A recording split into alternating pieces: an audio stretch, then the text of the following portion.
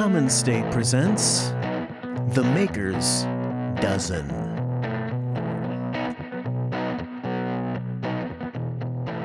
Hello and welcome to The Maker's Dozen, Episode 2. I'm Nick Pipitone, and my guest today is Justin Perkins. He has graciously agreed to answer The Maker's Dozen, the 12 questions that gets to the bottom of what makes someone creative. Justin Perkins is the owner of Mystery Room Mastering and has mastered records from every style, from classical to punk. He's worked with remastering replacements recordings and Paul Collins beat power pop recordings from the late 70s and early 80s. He's an incredibly talented guy, and I met him when he mastered my album Thiensville last May, and we got to know each other a little bit, and he graciously agreed to come on. So without waiting any longer, here's Justin answering The Maker's Dozen.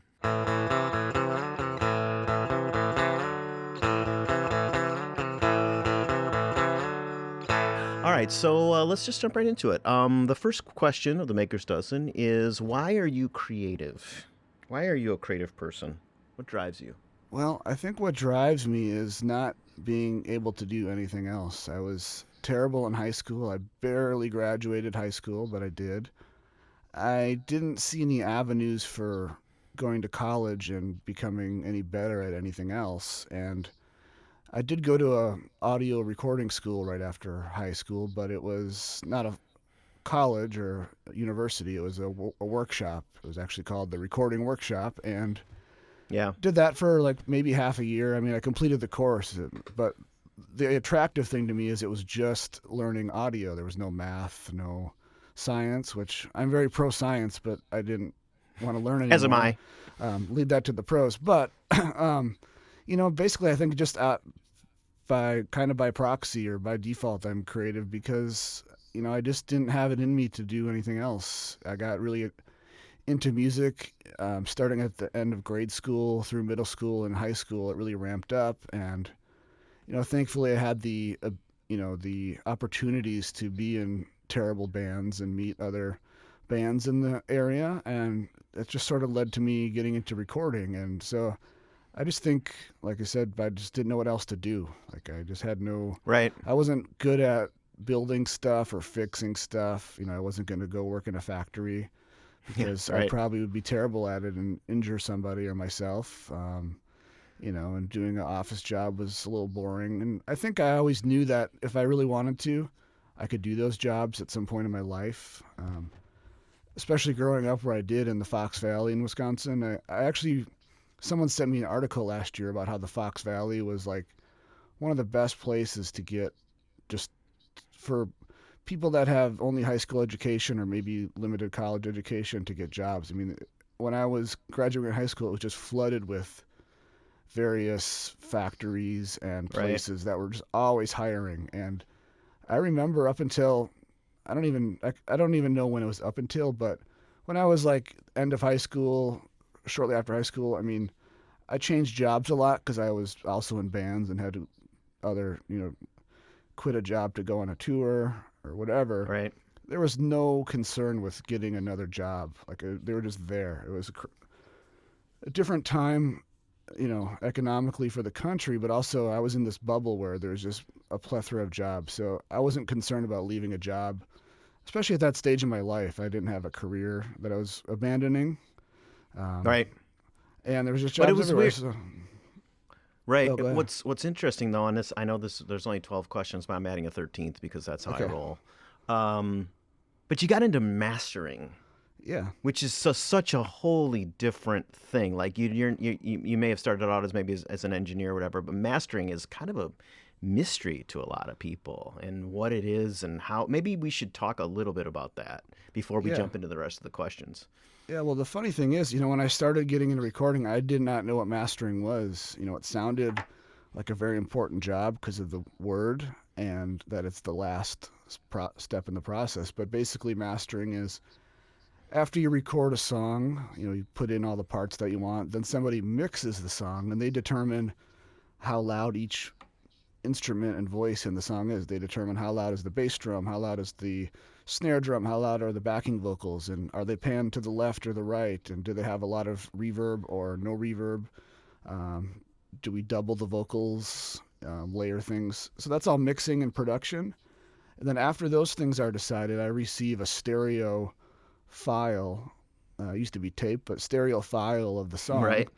And I can still do things with that. I can't add reverb to the backing vocals. I can't make the snare drum not sound terrible. I can't, make the bass drum louder. But what I can do is sort of enhance the song as a whole. I could say, these things are really good and I'm going to try to enhance that. Or maybe the entire song has not enough low end, so I can increase the bass elements of the song, but not specifically. I can't just raise the bass guitar. I can't just raise the bass drum. I can turn up all the bass frequencies, much like you would in your car stereo. Like, okay, I want to hear more low end. You don't really have much control over what you're getting. You're just turning up all the low end. Or if it sounds too dull, I can increase the high frequencies, but that's going to increase the snare drum sharpness, the guitars, the cymbals, the synths, anything that's in that high frequency range. So I don't have a lot of control. So it's a really focused task where you have to be really careful about what you're doing, because if you do too much, you can damage the song. So you have to make very small changes. If I boost a frequency by 2 or 3 decibels in mastering, that's actually a lot, whereas in mixing, that's hardly doing anything. So Yeah, right. it's a really Although I think focused. wasn't there a big movement in the 90s, like where everyone was being overcompressed and everything was kind of being mastered too loud? People were Yeah. thinking it was too loud. Yeah, I mean, there's always been a loudness war going back to the 60s with vinyl. People wanted to be the loudest song on the jukebox. But then when digital technology took over, the first generation of CDs from the mid to late 80s were pretty quiet, but nobody knew they were quiet because they were the first. There was no comparison. But as digital technology evolved, people learned how to make the CDs louder and louder without exceeding the maximum peak level. But what they were doing is raising the average loudness through digital limiting and compression. And it just got really extreme. But people, again, wanted to be the loudest. In my opinion, the 5-disc CD changer fueled that, because people didn't want to be the quietest CD in the 5-disc changer when you're having it on shuffle, because it just seemed inferior or weak. But so it fueled this loudness war, and things just got super crazy. And it's still going on right now.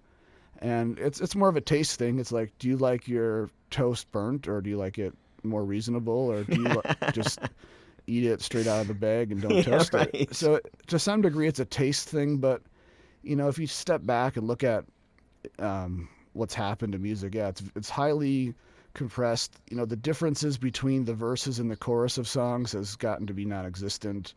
If you take a modern rock song and you listen to if it starts with just a guitar, that guitar is just as loud as when the full band kicks in. And that actually, in my opinion, makes it sound weaker, because if everything's loud, nothing can be loud. There's no contrast. It can't kick in. There's definitely a dynamic. There's definitely a lack of dynamics in maybe some of today's mixes. Yeah, so where like it the is third one chorus tone. can't get louder because the first verse is insanely loud already. I mean, you have a finite amount of range to work with digital audio, and it's gotten a little extreme. And I would love it if music wasn't like that, but I don't. If somebody wants their master to be like that, I'll do it. I'll say, Yeah. maybe it's not the best idea, especially now that streaming services are taking control of the loudness anyways. We're at a point where people are crushing their music and removing all the dynamics and clarity, and then it's just getting turned way down anyway. So they're kind of shooting themselves in the foot, or fighting themselves, in my opinion.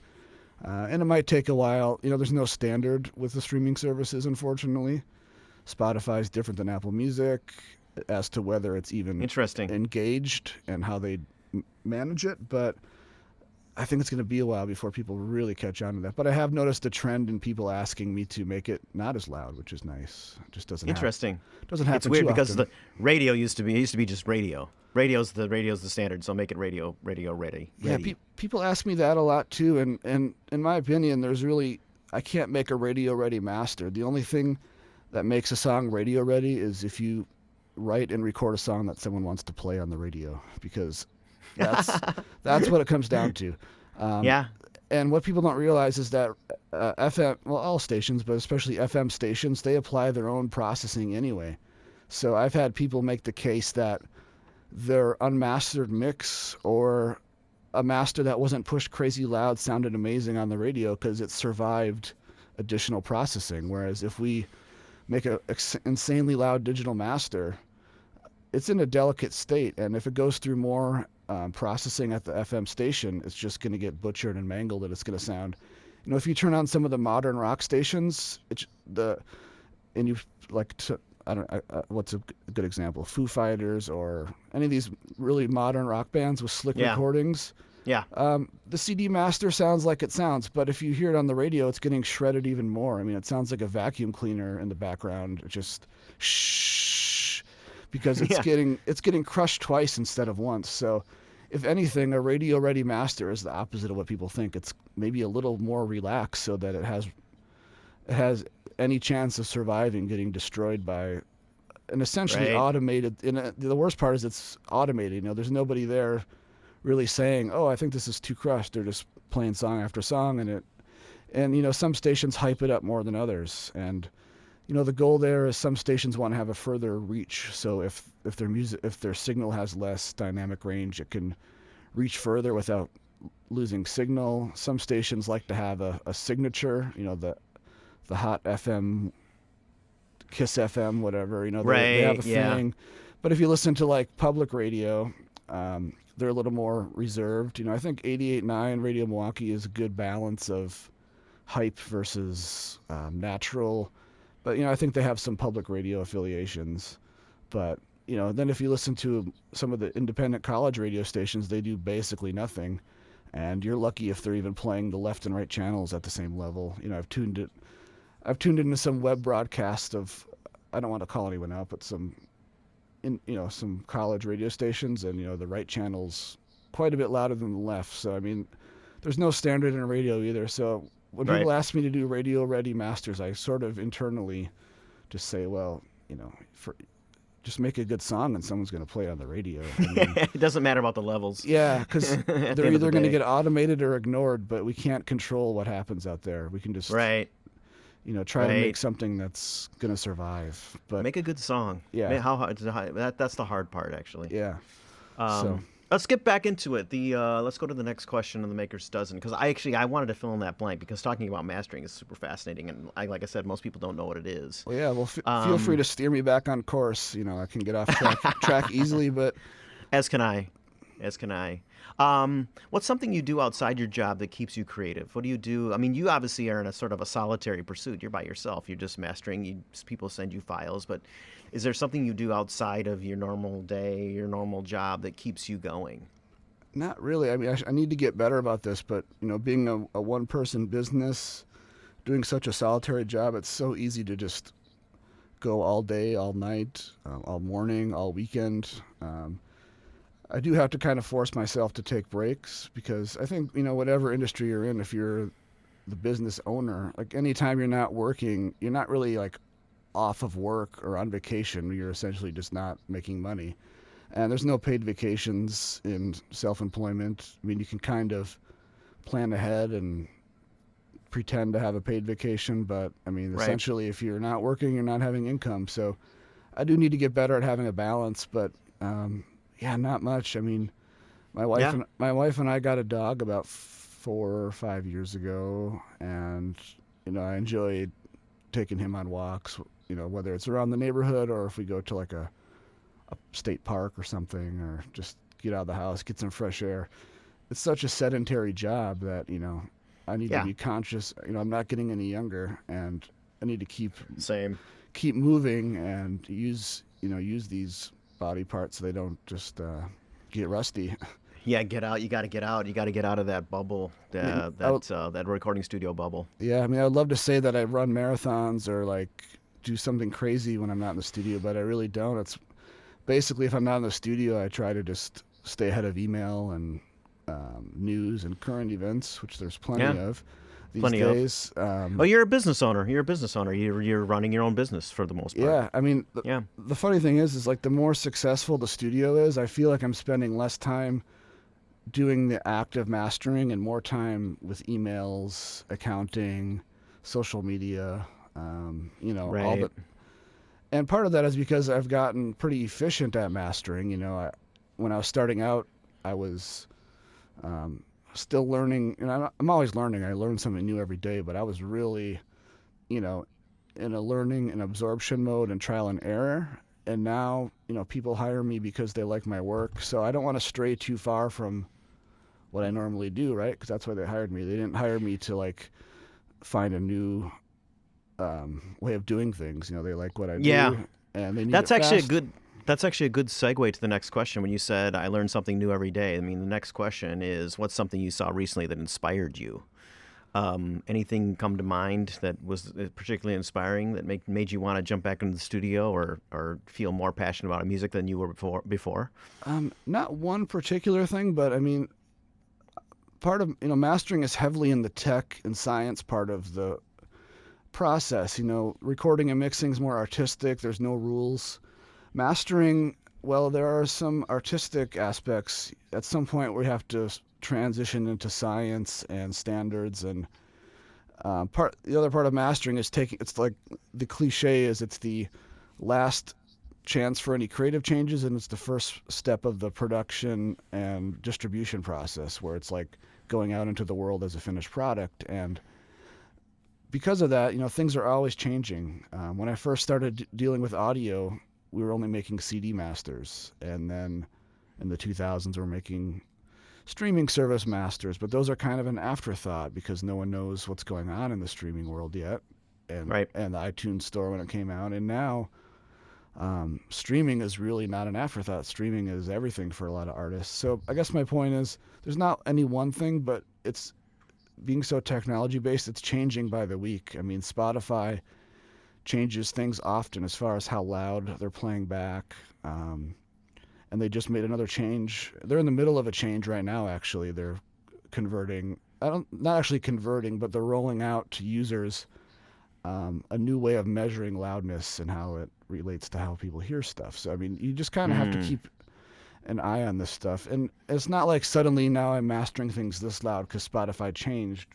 You always want to master for the sake of the project, Right. and how that Some sounds, because Spotify could disappear tomorrow.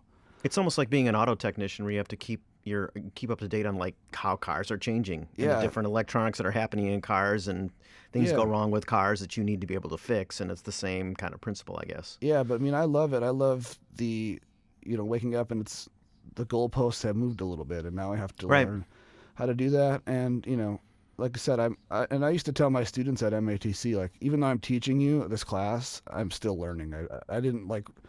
It wasn't like 7 years ago I crossed the finish line of learning, and now I just sit around and tell people what to do. I'm still learning. Things Yeah. change. I think we all are. Yeah. Everybody is. So I think it's What important to think about. is there a work that you're proud of that defines you the most? You go, well, if you want to, is there something you've done that defines you and Mystery Room Mastering the most? Um, well, I'm really I always it's always nice when I receive emails from new clients and like, we heard that you're the person to go to for mastering, because like you mentioned, there's a ton of people that do mixing, recording, production, and that's great.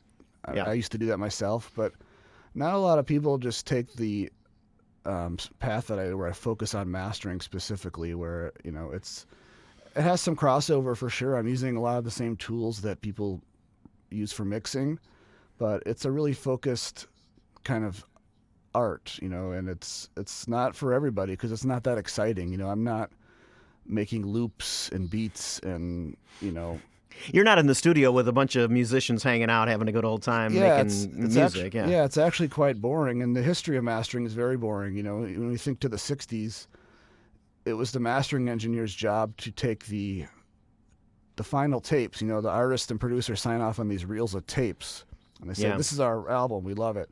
The mastering engineer's job was to make sure that it translated to vinyl, and nothing really changed or very little changed. Their job was not to like hype it up or do anything other than. In fact, nobody knew mastering engineers' names unless they did a bad job, because like, who cares? We gave them these tapes and we wanted to sound good on vinyl, and That's the end of it. You know, it was a very boring job. And then it started to get a little more creative in the late 60s through the 70s where people realized they could enhance things. But, I always like to get back to your question. It always makes me feel good when people mention that they heard that I'm the person to go to for mastering because that's, I want to be accessible and do a good job for all artists of all genres. I mean, the other thing with producers is they get a little bit pigeonholed. Like this person's good at pop punk, and this Yeah, person's pop good or at yeah, R hard and rock or B. whatever. This is the hip hop person, and producers can get kind of pigeonholed, and in part because it takes a long time to produce a record. I can master a record in a day, but to produce and record a record and mix it, you're talking days, weeks, months, sometimes Months, years. years, yeah, And sometimes years. so in a way, I need to be diverse because I can't just say I want to work on metal records every day because I'm going to run out of people to work with very quickly. So Yeah, for sure. I have to be able to say, oh, here's a jazz record. I know what is considered the norm for jazz, and here's your master. If you want any adjustments, let me know. Okay, Right. here's an R&B record. I'm done a lot of those, so here's what this is usually like, and let me know. So, can you remind me of That's the like question one more time? Because no, you're I answering had it one more fine. I point. I mean, had one no, more point I wanted to make. it's the piece of work you've done that defines you the Yeah. most. A piece of work, I mean, I have to be, and I had to tell my students at MATC this, especially in the mastering realm, you can't get too attached to like the content especially for mastering because you're doing so many projects per week, per month. If you get hung up on you don't like this person's lyrics or you think their voice is a little weird, you're going to have a hard time doing this for a living because not every project is going to be your favorite project. You may get to a point as a producer where you're picking only artists you love to work with, and that's a great place to be. But if you're starting out as a producer, you're probably going to work with some artists and bands that aren't your favorite, but you can find the good in it. You can say this drummer is great, so I love recording this band because they have a good drummer, or this vocalist is Right. great because I love working with this, or whatever. So mastering, again, I try to take a step back, and sometimes I don't fully appreciate records until they're out, and it'll be a few weeks or months later, and someone that I've worked with posts that this record I worked on is out, and then maybe I'll actually listen to it on Apple Music, and then I can listen to the content.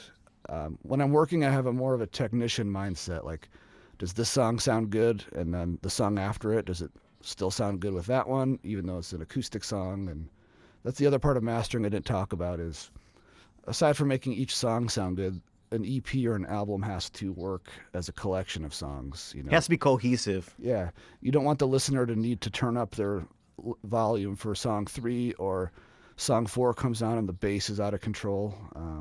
So that's another aspect of mastering. But Right. sometimes I don't get to fully appreciate the content until it's been released, and I've had time to get away from it and listen from more of a casual listener perspective. But I think, defining, I've been doing a lot of stuff for, like you mentioned, the Replacements. They're one of my personal favorite bands, and I guess my point was I don't get to work with my personal favorite bands every day in mastering just because of the high volume of stuff a mastering person works on. But Right. when I look back, I guess a good way to answer that is when I look at my personal record shelf. Which records did I keep copies of or receive copies of and put them in my shelf? And that's done a couple box sets for the Replacements, which were really cool to work on and kind of see how some of the outtakes and some of the stuff that didn't make it and why didn't it make it, and just to be a part. And I think the people that are producing those sets, I think they appreciate that someone that's a fan is working on those records. Did you have any? Did you have any actual like conversations with Paul Westerberg in that process? Were you working with him at all? No, I mean, I've worked with Tommy Stinson of the Replacements Tommy Stinson. on Okay. a different level. He doesn't like to talk Replacements very much. I mean, he's come around now, but when I was playing in his band, we didn't talk about Replacements very much unless he wanted to. We certainly didn't do any Replacement songs. It was kind of like he wanted to have his own thing, and I can respect that. Is Stinson the bash and pop guy? Yeah, he started Bash and Pop after So the good. Replacements. So good. And it's funny. I think right when I was starting to work on Dead Man's Pop, which is the previous Replacements box set, he called me randomly for something else, and that project never even came up on the phone call.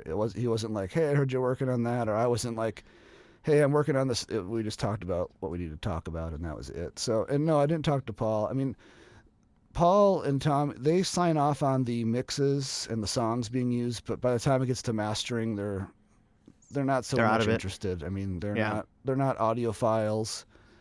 They're kind of like, They're artists. leave it to the experts, Yeah. or they just don't care. But they just want to make sure. There was a couple cool songs that I received to like start to get mastering, and then for various reasons were not able to be part of the set because maybe they didn't want it on there. They weren't. It was an outtake that they weren't happy with a performance or something. So it's cool to get to hear Right. those tracks, even though they Yeah. didn't make it. But yeah, at that point, those guys are kind of tuned out on it. Makes Plus, sense. it's decades old. They lived it. Yeah, it's not like it's new material. Yeah, exactly. Right. So at that point, I'm just working with the guys from Rhino and Bob Mayer, who wrote an amazing book about the Replacements. If you haven't read it, I think it's one of those books where even if you're not a fan of the band, it's just a great book. And Yeah. there's talks about making a movie out of it. So anyway, What's the name of that book, by the way? Let's just cover that. it's called Trouble Boys, and it came out. Ah, It was I think almost a 10-year work in progress because it started slow. Everyone was surprised that the band, Paul and Tommy, agreed to do it, but they really trusted Bob and liked doing smaller interviews with him. So they said, okay, if anyone's going to do a book, you're the guy that can do the book. And then kind of as he was potentially wrapping it up, they reunited in about 2014. So then it's like, well, we got to see how the reunion pans out before we end the book. So it ended up being a longer process, but it's just a great book. It got a lot of good reviews. And then Bob's been doing the liner notes for these box sets, and it's kind of weird how the Grammy cycle works, but he was nominated for a Grammy for the one we did almost 2 years ago now called Dead Man's Pop. He was nominated for a Grammy for his liner notes, and unbelievable. so Yeah, it's weird. It's like and we're kind of going off on tangent, but I remember hearing "I Will Dare." I grew up in Beloit, Wisconsin, and I heard "I Will Dare" on Beloit College radio, and in like the '80s, because it was like the early '80s, and I was just blown away. And at the time, that record was not accessible. Like I had to like order it. Like there Right. wasn't like it was like, and it took like months for it to come from I think it was like Twin Tone Records or whatever it was, the small Yep. label they were on at the time. It took like a month to come to the local record store and actually get your hands on it so you could listen to it. It was amazing. I remember those days. I mean, I was fortunate again to grow up in the Fox Valley, so we had the exclusive company. Ah, yeah. I mean, that place was. I can't really even begin to describe how important that place was for me, but you would hear about these classic albums, and then you'd go down to the exclusive company, and they would have it, or they could order Yeah. it, or you could talk to the person at the counter, and they could look in a catalog and order it. I mean, that place was just so important Yeah. in my life, and I'm glad to see that they're still around. They're still around. What's the what do you carry around with you every day that you find indispensable? Is there something you carry around every day that's like I gotta have this on me at all times? Are you talking physical or metaphorically? Either, honestly. Okay, well, the easiest thing for me to think of is physically. I'm a worst case scenario person, so while I have many backups of my projects, I have it's a 1 terabyte solid state USB stick. And I mentioned solid state because it's quick. A couple times per day, if I get up to use the restroom or something, all I have to do is insert this in my computer and have a program that automatically backs up any new or changed files. So, I'll never. So if I added some files, it just backs up the new or changed files. So my point is, it doesn't have to.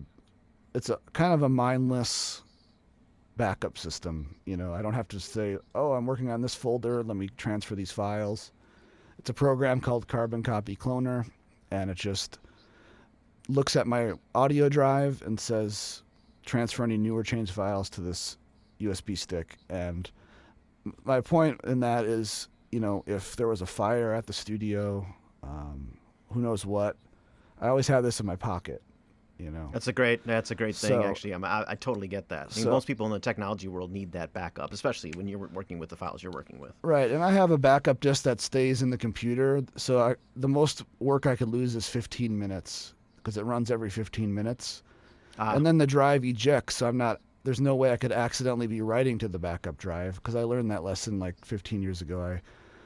One day I started recording on the backup drive, and then I went to make a backup, and I erased everything for the day, and that never happened again. So, anyways, my normal backup drive, same concept. It just adds any changed or new files, and then it ejects itself, but it's still connected every 15 minutes. That's the most I could lose. But again, a few times per day, I stick this in the computer, and then it stays in my pocket. So, like, again, if there's a fire, flood, any sort of crazy thing where I have to evacuate, yeah, you've I'm not got going it. to lose anything. And I got Yep. stuff in the cloud as extra backup. I have way too many. I have a lot of backups, and I also save everything. I have. I'm trying to think now.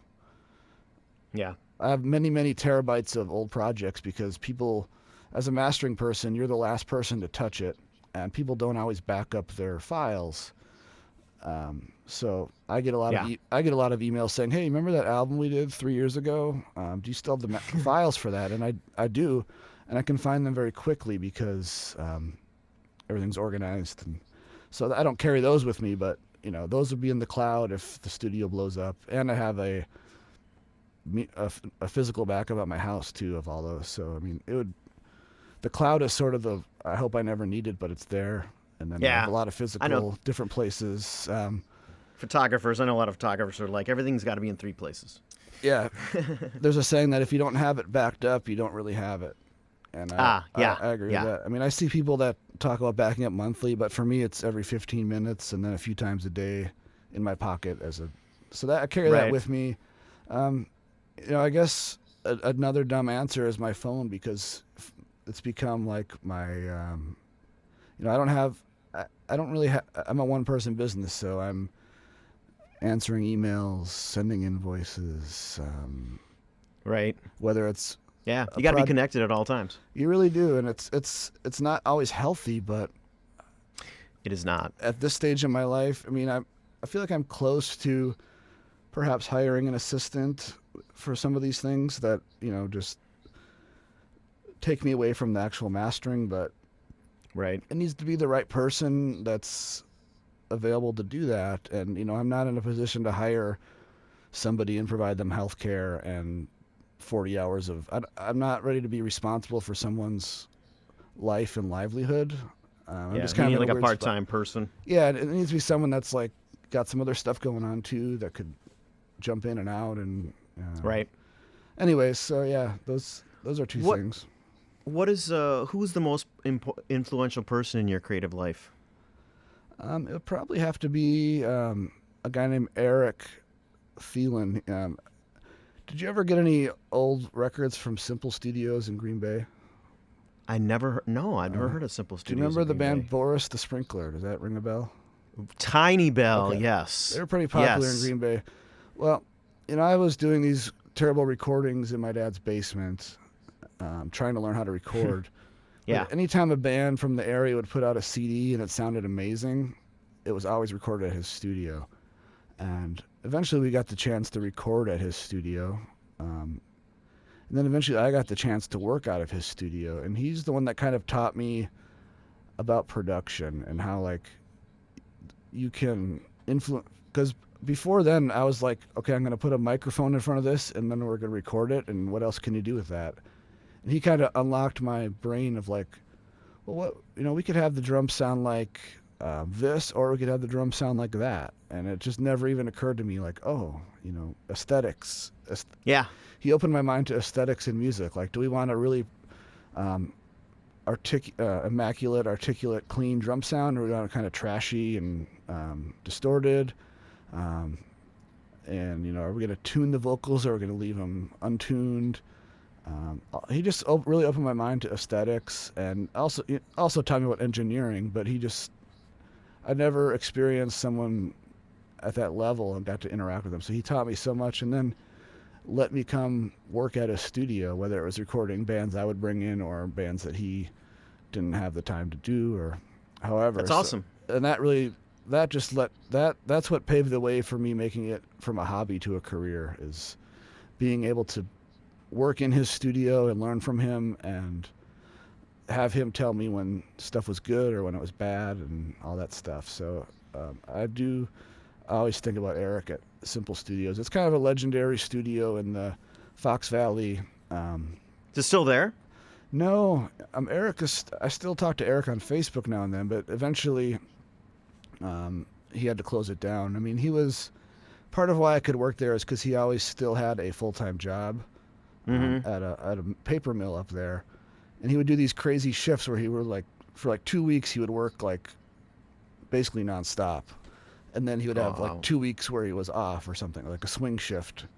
So there was these big windows of time where his studio was sitting empty, and it was like, I think it kind of made sense for him to have someone be there, so it's not Right. just sitting there. And his studio had a really good track record, and I was sort of building up my own client base. So that just really, what's the right word? That really fueled and jump started my ability to take this from a hobby to a career. Makes sense. How do you silence? How do you?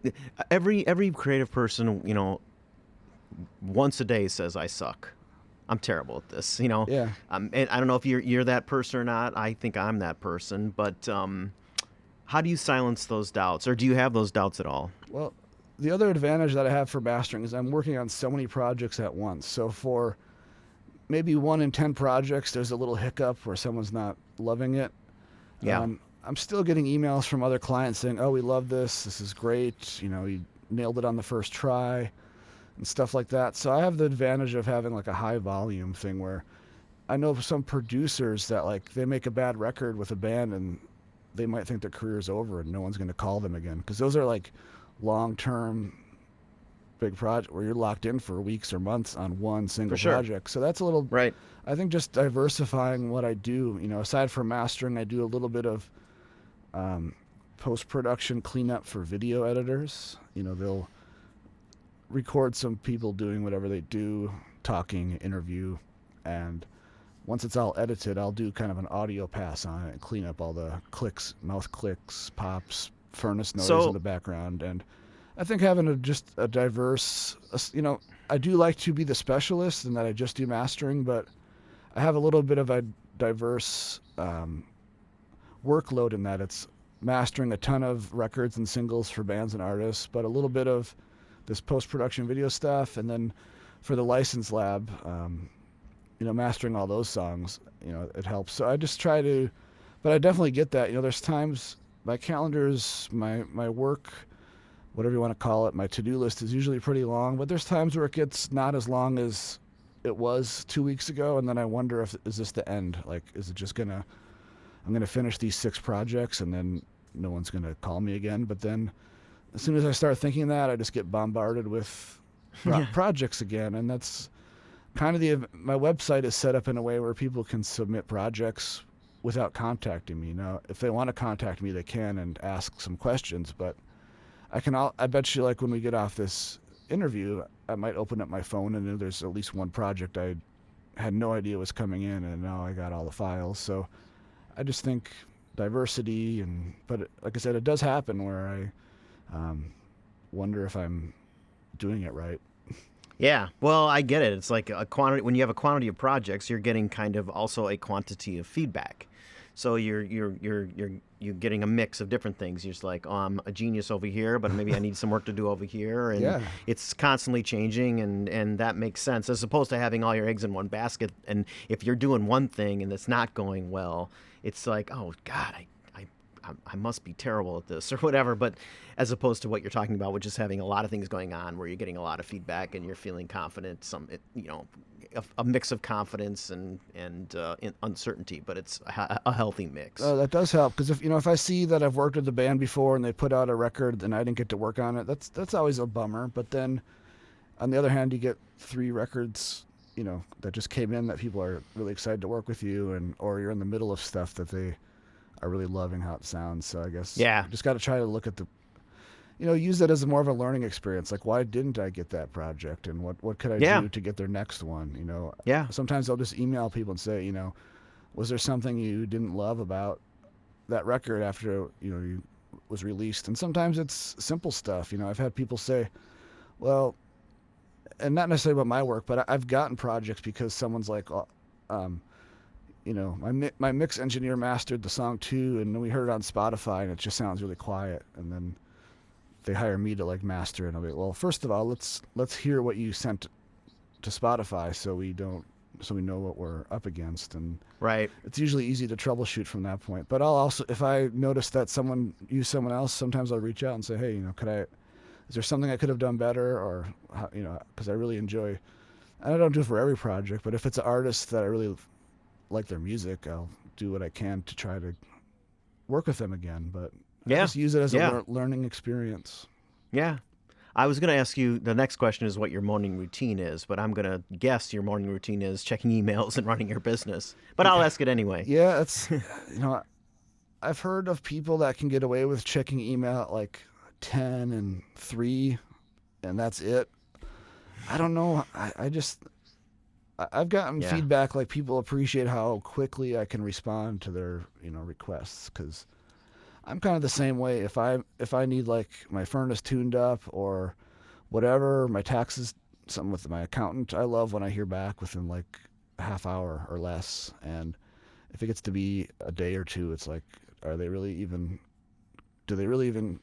Are they taking this seriously? Are they invested in it, or am I annoying them? So I agree with that. Yeah, you want that you want a response yeah, fairly. Could be. I mean, you're not necessarily overly crazy about it, but at the same time, you want some kind of a prompt response. yeah. So my morning routine is that, and like this morning, I work with a lot of artists and bands from Europe too. Like I went to Italy a couple times and made a couple records before I was mastering, and that led to still working with these people in a mastering context from Italy, and they have friends of friends that have bands. And so I do a lot of stuff for people in particularly Italy, but other parts of Europe too. So I mean, this morning I woke up fairly early, but I had 2 emails from people in Europe, and it's already noon there or middle of the day. So I That's feel like I true. got to jump on those before they. Different time zones. Yeah.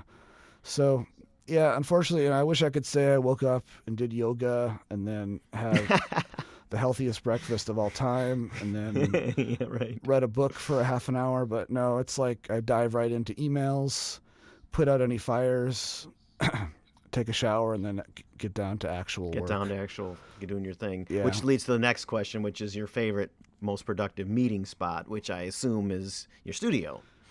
Yeah. People tend to want to see the studio. I don't do a lot of attended mastering sessions, but people always want to come in and like see the process, and I usually tell them it's really boring. And I used to have this problem before I mastered. There was a mastering person in town in Milwaukee, and I would kind of have to go to his studio out of necessity, because this is kind of before the internet was really fast.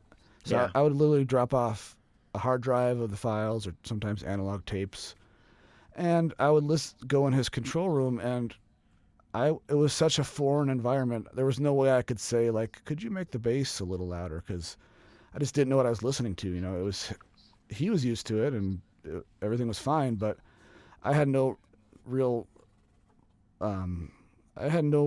point of reference for making suggestions. So the same thing, when people come in here, they're not used to how my room sounds. I mean, the speakers have a certain sound. It's designed to be really flat and neutral so that I can make, objective decisions, but it's probably going to sound way different than wherever they were mixing. So I don't do a lot of attended sessions, because those can almost go astray, because someone says, I think we need more bass. And I'm saying, are you crazy? There's tons of bass. You're just not used to how it translates in my room, blah, blah, blah. So I Right. don't do a lot of attended sessions, because it also allows me to work more quickly and more efficiently. But people do come in to drop stuff off, or sometimes we'll finish up a project. Like it sounds good, but they want to tweak some transitions between songs. And well, you can do that through email. Sometimes it's a little faster to do it in person, just to meet.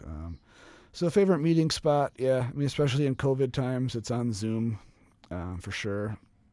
I have jumped on Zoom calls with clients.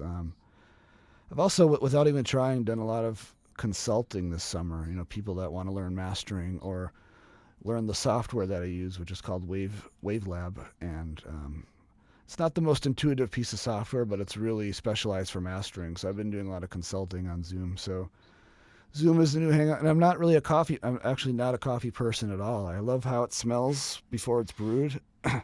Right. You don't drink it. Don't drink it. I have a problem with warm beverages, except for hot chocolate. And I've tried iced coffee. I just don't. That sounds convenient. Yeah, but not. So I don't do the coffee thing. I can't just like go meet up at a coffee shop and hang out for an hour. It's just not my. Yeah, it's not your thing. Not my thing. So Yeah. usually, Zoom or people Zoom. are before COVID. If they want to stop in and chat for a minute, I'm happy to show them.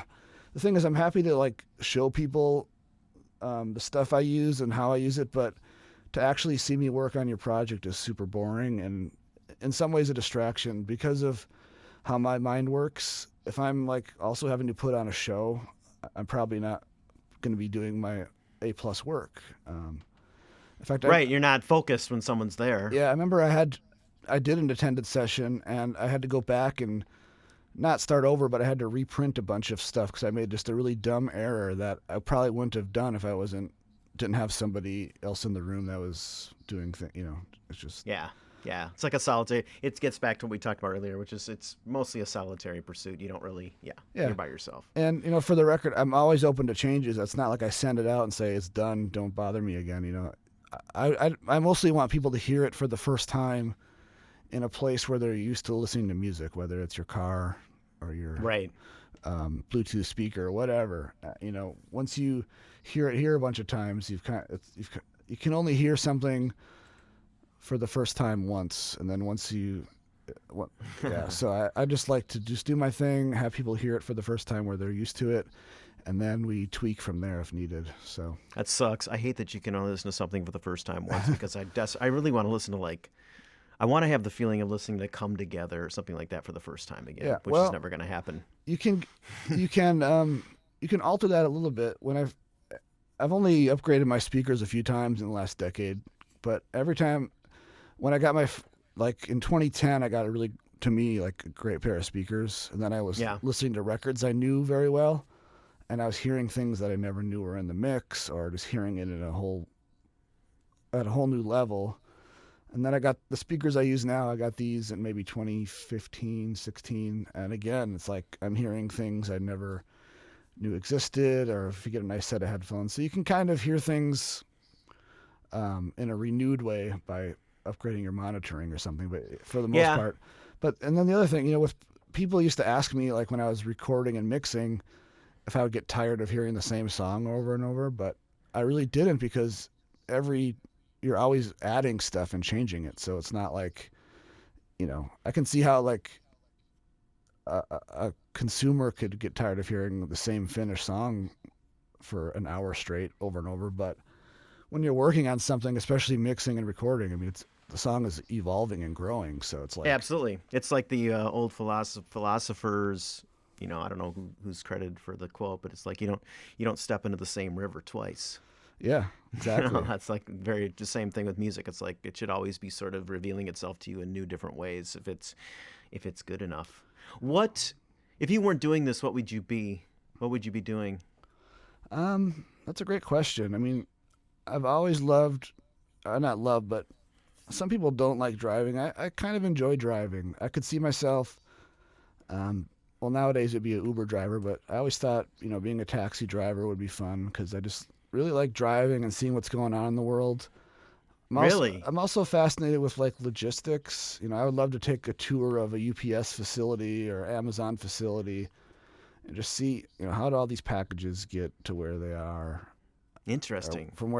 So I have a huge interest in that kind of stuff. And I got paid for one day of work with the post office. Going way back a few minutes ago, there was a time when I didn't know if I was going to be able to do this for a living for long term, and the Milwaukee post office was hiring like temporary postal workers, Yeah. and I thought that's cool. I could maybe pick up 10 or 20 hours delivering mail because and even before I think right out of high school I applied to be a mail delivery person, and I didn't get picked, which goes against what I said about jobs being everywhere, but maybe because it was a government job or something, I didn't get it. But Right. even back towards the end of high school, I had that in my mind of being a post office, a mail carrier, because I knew that you necessarily didn't need a college degree, and I had no interest in going to college. But again, I forget what year it was, maybe 2012, 13. I applied to be a part-time mail carrier, and I went to one day of orientation and never went back because they weren't looking for a 20-hour a week person to fill in on sick days and vacations. They said you could be working up to 70 hours a week. My Um, God. and not that I'm a hard worker, but I didn't have that kind of time. I'm like, there's no way I can work 70 hours a week delivering mail and get anything done in the studio. Um, For sure. it was when they were, and they're probably still doing this, but trying to shake off their full-time employees with benefits and just bring in a bunch of young people that they don't have to pay benefits to and can pay them lower. So part of me felt bad about Right. that too. I'm like, I feel like I'm stealing like someone's career that's been a postal mail carrier for decades, and I'm just gonna take their spot, and they're gonna get let go. But yeah, looking back, if I were to lose my hearing tomorrow, I probably would apply at the post office or some kind of It's shipping, amazing. some That's kind of amazing. transportation shipping thing, because I just. Everyone knows their mailman. That's like a friendly. You're like a friendly. Hey, there's Justin the mailman, and people wave Yeah, to you through the window, or and they're standing in their driveway. yeah. So I think I'd be doing something like that. Yeah. What? Last question. What is the greatest piece of advice you ever received? Do you remember? Oh, man, I'm so bad at remembering these things. Just like, remembering jokes. I just can't. I hear so many good jokes and I can never remember them. Advice, I should have thought ahead about this question, but I just don't. I really don't have a good piece of advice. Do you have one? Um, I don't know. Comparison is poison. Yeah, I mean, that's the thing. There's so many good quotes like that. Like I don't know. I probably could come up with two or three. Yeah, I don't know. I mean, yeah, I mean the stuff you hear along the way. It's like I think someone along the way when I first started being a musician, someone said learn how to sing. And Yeah, because I was a guitar player pretty much, and I don't know if I ever truly learned how to sing. I do sing, and I yeah, can sing, but that was a good piece of advice I think I got. yeah. Learn how to sing. I mean, my piece of advice kind of comes from myself, and it doesn't have a nice short catchphrase, but I feel like anytime I've tried to do something specific, it tends to not work out. But if you just kind of relax and let things that are supposed to happen, it kind of falls into place. Going back to the start of our conversation, I never wanted to be an audio engineer. I was never the kid that like took apart electronics to put them back together. And I didn't even know what an audio engineer was, but I knew that I liked to play music. And through that, I just became known as someone that knows how to record bands because we were making our own recordings. And they must have sounded good enough where people would ask me to do it. And I never meant for it to be a career. It was more, I don't even know why I started agreeing to it. I guess just because I thought it was fun. But, Right. just keep on doing that. And suddenly it's a hobby career. Now it's definitely a career. I think that goes. I think that's so true across the board. Like there's a process we all have to go through personally to get there. And it's like if you're trying to like take someone else's path, or if you have some sort of preconceived notion as to how something should be done, it usually doesn't work because it doesn't fit into the way you would do it.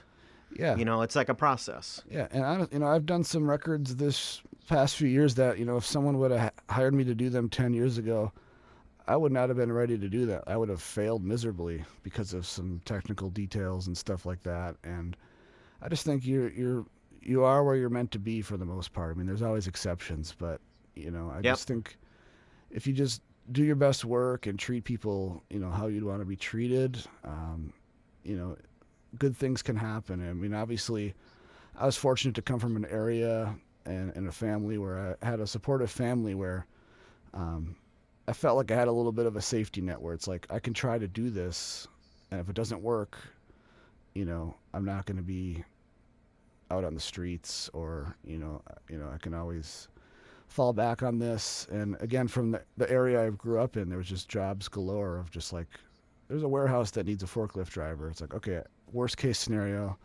I can go do that and figure things out. So I always felt like I had a good backup, safety net. Right. And right. I know not everybody has that, and I feel very fortunate that I did have that. But I feel like because I had that, it kind of allowed me to just see, just kind of naturally evolve into what I'm doing now. Instead of like, there wasn't one day where I said, okay, now I'm a recording engineer. It was this really slow. And I remember having part-time jobs, at the record store. I was a terrible bartender for almost a year. I mean, the worst bartender you could possibly have. And eventually I got so busy with music that I had those part-time jobs got in the way of. You poured a mean glass of water, though. Yeah, I could. Yeah.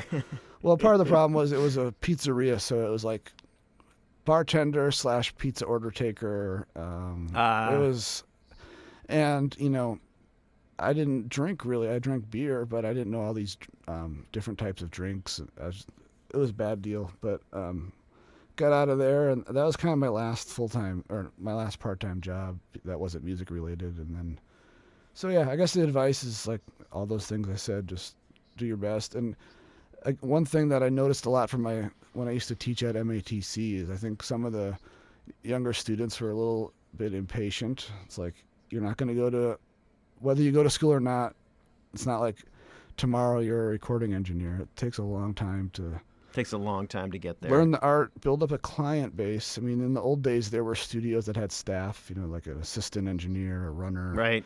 But those days are really gone, unless you're like maybe New York, Nashville, LA. You can maybe get lucky there. But for the most part, if you're going to be in the studio world, you're your own boss, and you got to build your own client base. And that doesn't happen overnight. It takes a really long time to get to a point where you're just kind of comfortable with the amount of work that you have.